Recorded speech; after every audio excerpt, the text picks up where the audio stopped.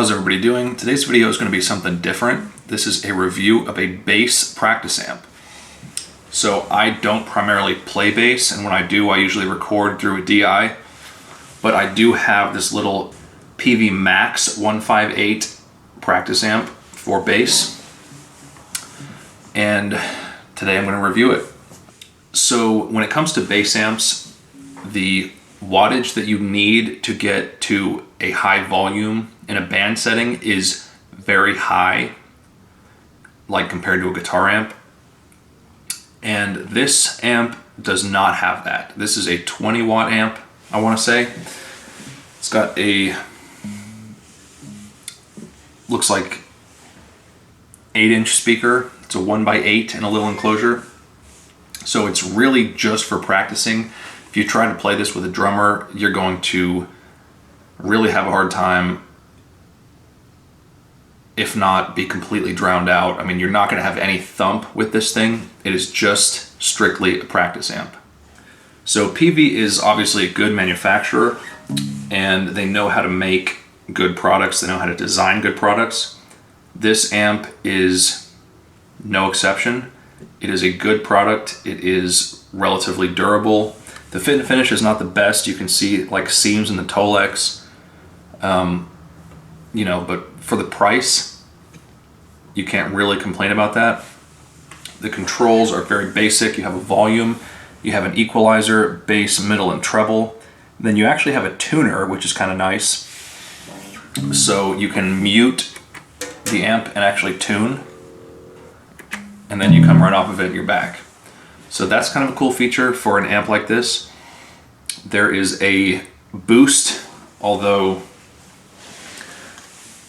it doesn't really boost in the way that I would expect as primarily a guitar player. When you hit the boost on this, when you engage it, it kind of just tightens the amp. So like, I'll give you an example. So it almost seems like it clicks on and it gets quieter.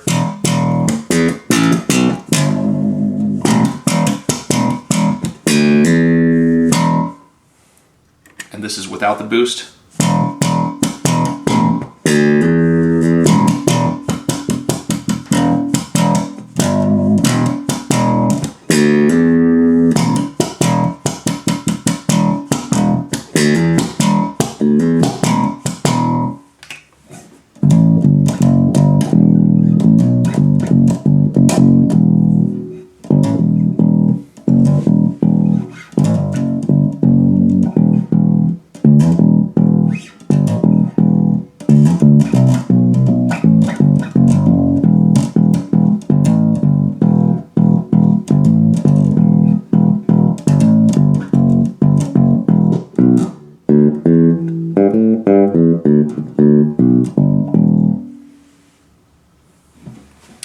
So there you have all the controls set on the middle, except the volume's a little low. If you turn the bass down, you do get a pretty good sweep of control there. So this is with the bass all the way up and the volume pretty low. This is now at the point where it would be too loud for not disturbing anybody in the same building, but not quite loud enough to drum with, obviously. Try the mids. If you scoop the mids out,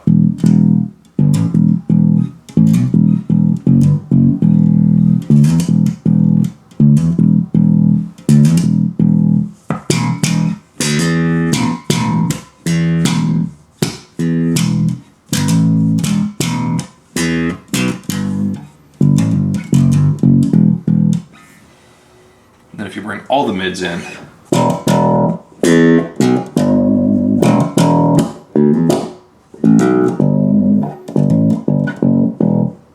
pretty drastic. And then same with treble. If you take all the treble out, it seems like a lot of the mids are still compensating for that, and then you bring all the treble in.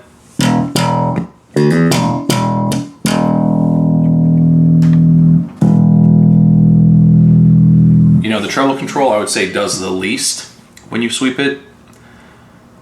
but then again, you are dealing with a bass amp. So back with everything set to center.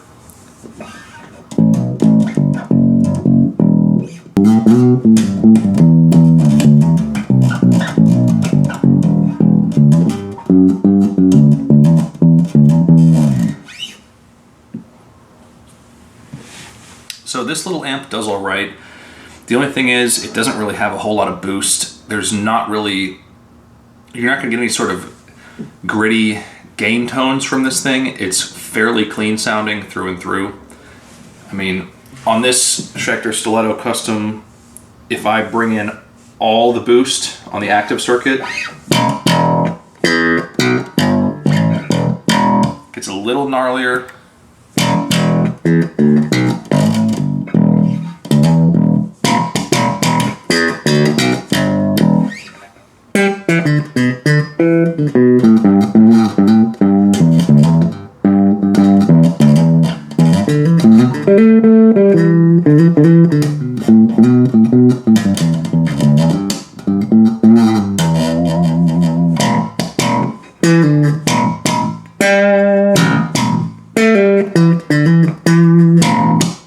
So basically, my review of this amp is that it works, it gets the job done for a practice amp.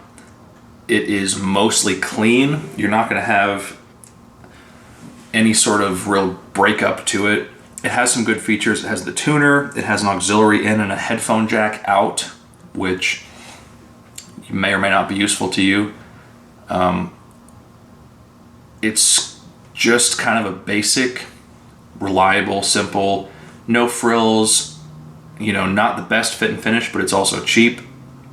So, you know, if you need a good quality, basic sounding, reliable practice amp for bass, you won't be able to keep up with the drum set with this, but you will be able to do anything you need to do at home with it, then not a bad option to consider. I don't have nearly as much experience with bass amps as I have with guitar amps, but this is not a bad little practice amp for bass, I can tell you that. And if you like this video, don't forget to share it and subscribe, turn on notifications, and I will see you guys next time.